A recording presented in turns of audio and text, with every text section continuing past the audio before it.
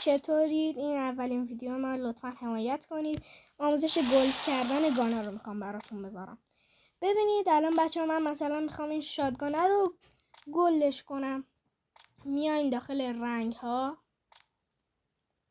برای این باید 300 تا کیل خالی بگیرید که من 93 تا الان گرفتم. برای این باید نشسته کیل بگیرید.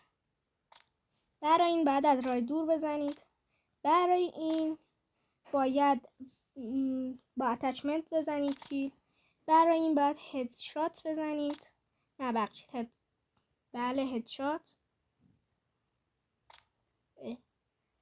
برای اینم باید بدون اتچمنت کیل بزنید.